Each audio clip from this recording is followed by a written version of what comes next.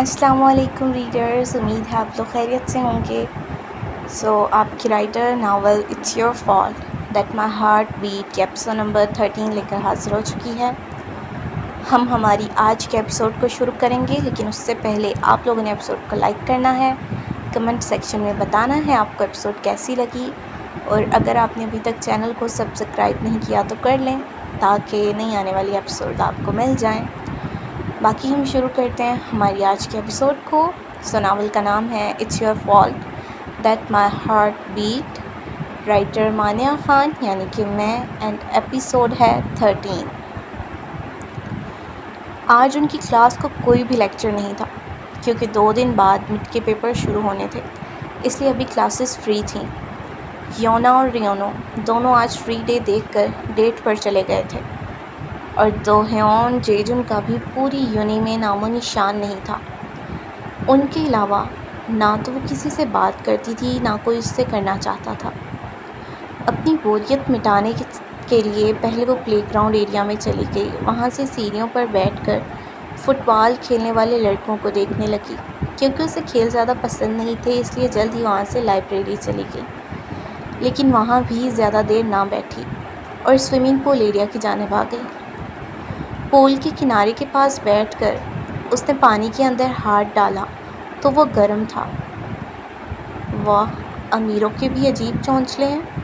میرے high school میں تو ان دنوں میں منہ دھونے کا پانی بھی جم جانے کی حد تک ٹھنڈا ہوتا تھا، اور یہاں دیکھو پول میں بھی گرم پانی ہے۔ وہ پانی میں ہاتھ ہلاتی خود سے بڑبڑائی، تم یہاں ہو اور میں تمہیں ڈھونڈ ڈھونڈ کر پاگل ہو رہا تھا۔ وہ مگن سی پانی سے کھیل رہی تھی کہ جیجن کی آواز اس کے کانوں سے ٹکرائی۔ تم کب آئے؟ اس نے اسے دیکھ کر پوچھا۔ کچھ دیر پہلے ہی آیا تھا اور تمہیں ڈھونڈ رہا تھا، لیکن تم ملی نہیں، پھر CCTV فوٹیج سے تمہیں ڈھونڈا۔ وہ بھی اس کے پاس آ کر بیٹھ گیا۔ فون کر لیتے، CCTV ضرور دیکھنا تھا، اس نے کہا تو جیجن نے اپنا فون اس کے سامنے کیا۔ یہ دیکھ لو، 5 مرتبہ کال کی ہے مگر تم نے اٹھائی ہی نہیں، جیجن نے کہا تو اس نے پاکٹ سے فون نکال کر دیکھا۔ اوہ، میں نے رات کو سائلنٹ موڈ پر لگایا تھا، وہ مسکرا کر بولی تو جیجن نے ہلکے سے اس کے کندھے پر چپٹ لگائی۔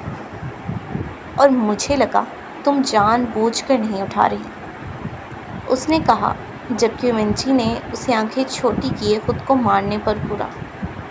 کیا ایسے کیوں دیکھ رہی ہو؟ اس نے پوچھا، لیکن تبھی اس کے چہرے پر پانی کے چھینٹے پڑے اور ساتھ ہی منجی کی کھلکھلاہٹ کی آواز گونجی۔ جیجن نے اسے حیران ہو کر دیکھا، جس پر پانی اچھال کر خود خوش ہو رہی تھی۔ رکو تم، اب تم نہیں بچتی، وہ چہرے سے پانی صاف کرتا بولا، اور اپنا ہاتھ بھی پانی میں ڈال کر منجی پر پانی پھینکنے لگا۔ لیکن وہ جلدی سے کھڑی ہوتی باہر کی جانب بھاگی۔ رکو منجی، تم ایسے مجھ سے بچ کر نہیں جا سکتی۔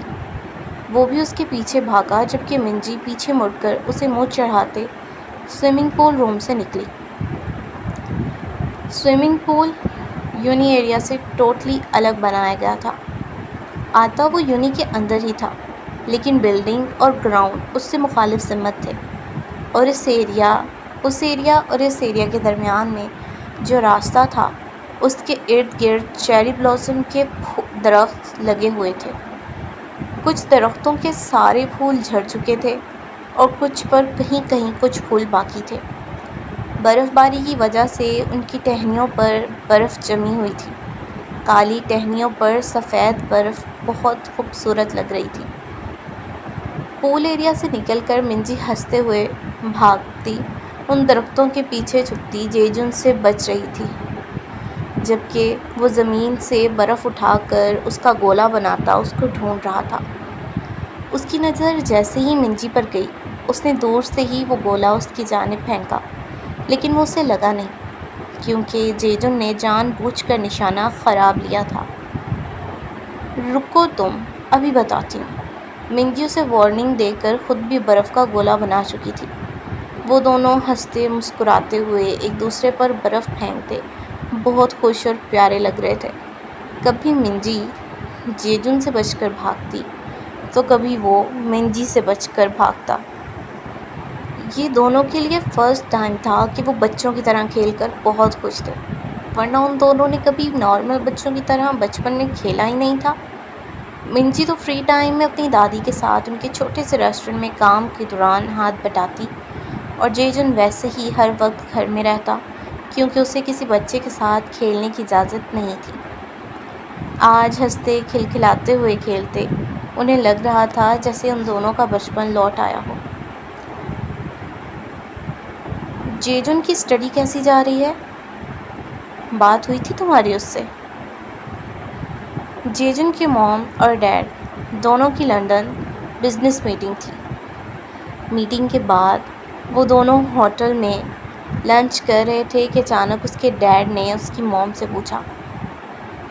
ہاں 2 ہفتے پہلے ہوئی تھی اس سے، اور باقی اس کی ڈیٹیل میں اپنے سیکرٹری سے لیتی رہتی ہوں، موم نے بتایا تو ڈیڈ نے سر ہلایا۔ میری 1 مہینے سے بات نہیں ہوئی، ٹائم نہیں ملتا اسے فون کرنے کا، اس لیے اس کے اسسٹنٹ سے پوچھتا رہتا ہوں۔ باقی کچھ لوگ بھی اس پر نظر رکھنے کے لیے چھوڑے ہوئے ہیں، وہ بھی اس کے پل پل کی خبر دیتے رہتے ہیں، ڈیڈ نے کھانے سے ہاتھ روک کر اپنی بیوی کو دیکھتے بتایا۔ اگر تمہارے آدمی تمہیں خبر دیتے ہیں تو پھر تمہیں پتہ ہوگا کہ آج کل وہ کسی لڑکی میں انٹرسٹ لے رہا ہے، وہ لڑکی ہے بھی غریب۔ ڈیڈ کی بات سن کر موم نے کہا، ہاں مجھے پتہ ہے، انہوں نے ایسے کہا جیسے نارمل بات ہو۔ پتہ ہے تو ابھی تک کچھ کیا کیوں نہیں؟ اس لڑکی کا بندوبست کرو، تم جانتے ہو یہ لڑکیاں غریب جو ہوتی ہیں امیر لڑکوں کو صرف پیسوں کے لیے پھنساتی ہیں۔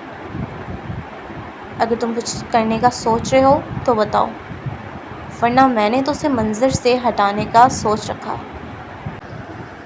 موم نے تھوڑی سخت لہجے میں کہا، نہیں اس کی ضرورت نہیں ہے، میں خود ہی کچھ نہیں کر رہا، کیونکہ پہلی مرتبہ جیجن نے کسی کو پسند کیا ہے، اسے ڈیٹ کرنا چاہتا ہے، جوان ہو گیا ہے اب وہ، اور یہ سب جوانوں میں عام ہے، اسے تھوڑا انجوائے کرنے دو۔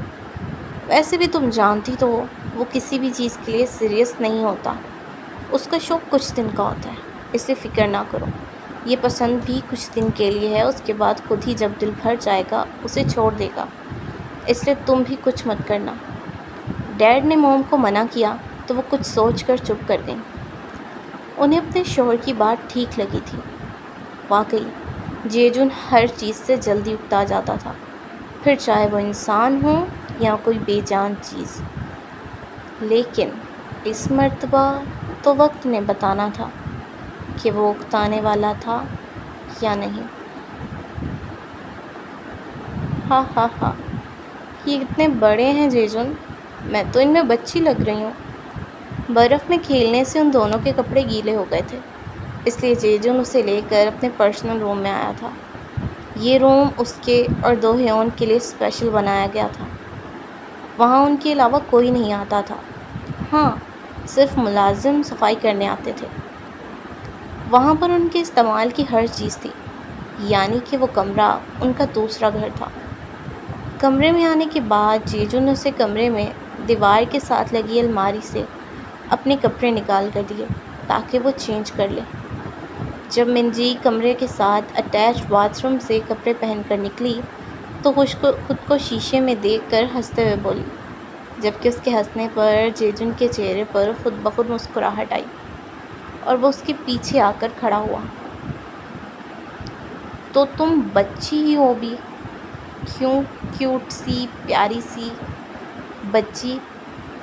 اس کا رخ اپنی جانب کرتے جیجو نے اپنی انگلی سے اس کی ناک کو رب کرتے کہا، بس کر دو، بچی نہیں ہوں میں، تمہاری ہم عمر ہوں، اگر میں بچی ہوں تو تم بھی بچے ہو۔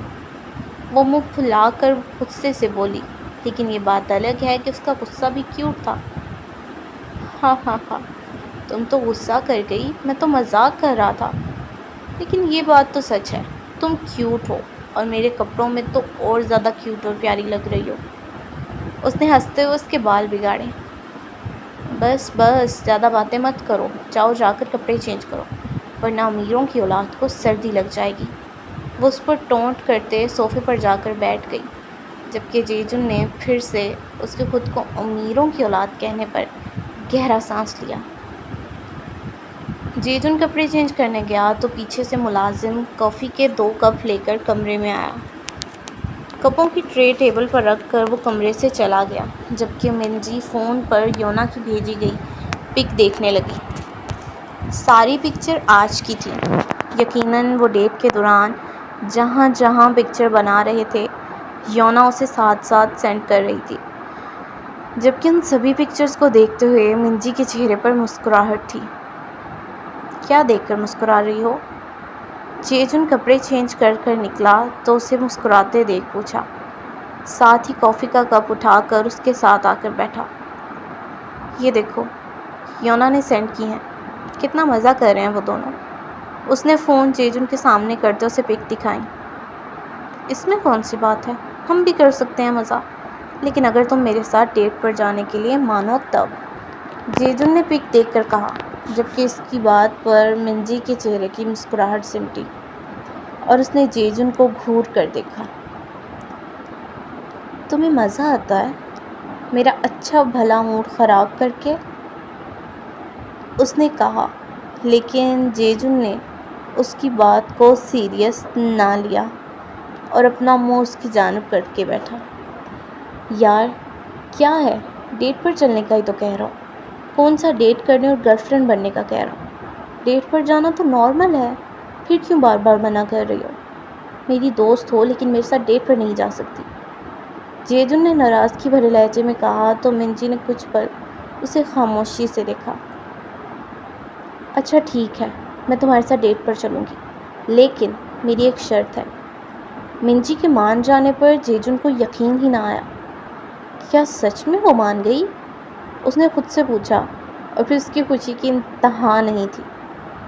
ہاں ہاں، جو مرضی شرط ہو مان جاؤں گا، اس نے خوشی سے کہا۔ 2 دن بعد پیپر شروع ہونے والے ہیں، اگلا پورا ہفتہ پیپر میں گزرے گا۔ یونا نے مجھے بتایا کہ تم پیپر نہیں دیتے اور پڑھائی سے بھی تمہیں لگاؤ نہیں ہے، تو میری شرط یہ ہے کہ اگر تم نے سارے پیپر دیے اور ان میں پاس بھی ہوئے تو میں تمہارے ساتھ ڈیٹ پر چلوں گی، پھر میرا ایک پورا دن تمہارے نام ہوگا۔ بولو، منظور ہے میری شرط؟ منجی کی شرط سن کر جیجن چپ کر گیا۔ بولو نا، اب چپ کیوں ہو؟ اس نے اسے چپ دیکھ کر کہا۔ ٹھیک ہے، میں پیپر دوں گا اور تمہیں پاس ہو کر بھی دکھاؤں گا، تم بس اپنا وعدہ یاد رکھنا۔ وہ پورے اعتمادی سے بولا۔ ٹھیک ہے، وعدہ، لیکن اگر تم پاس ہوئے تو؟ منجی نے دائیں ہاتھ کا انگوٹھا اس کے سامنے کرتے کہا، جس سے جیجن نے اپنا انگوٹھا ملایا۔ ڈن، اس نے مسکرا کر کہا۔ وہ آج یونی نہیں گیا تھا، اس لیے جیجن سے ملنے گھر آیا تھا۔ کیونکہ وہ آتا رہتا تھا اس لیے نہ تو اسے کسی گارڈ نے روکا، نہ اسے جیجن کے کمرے کا پوچھنے کی ضرورت تھی۔ وہ سیدھا اس کے کمرے کی جانب گیا تھا اور بنا ناک کیے اس کے کمرے میں داخل ہوا۔ لیکن کمرے میں داخل ہوتے ہی اس نے جو منظر دیکھا اس کا دماغ سن کرنے کے لیے بہت تھا۔ سامنے ہی جیجن اپنے بیڈ پر کتابیں پھیلائے پوری طرح سے ان میں مگن پڑھ رہا تھا۔ کیا میری آنکھیں جو دیکھ رہی ہیں وہ سچ ہے، یا پھر مجھے میری آنکھوں کی ڈاکٹر کی ضرورت ہے؟ اس نے حیرت بھری آواز میں کہا۔ تو جیجن نے کتاب سے نظریں ہٹا کر اسے دیکھا۔ تم کب آئے؟ اس نے پوچھا اور پھر سے پڑھنے لگا۔ میں تو ابھی آیا ہوں، لیکن یہ کیا دیکھ رہا ہوں؟ جیجن، اور وہ بھی پڑھ رہا ہے۔ واو، یہ کیسی کایا پلٹ ہے؟ وہ اس کے پاس بیڈ پر جا کر بیٹھتا بولا۔ تم تو ایسے کہہ رہے ہو جیسے میں نے کبھی پڑھا ہی نہیں۔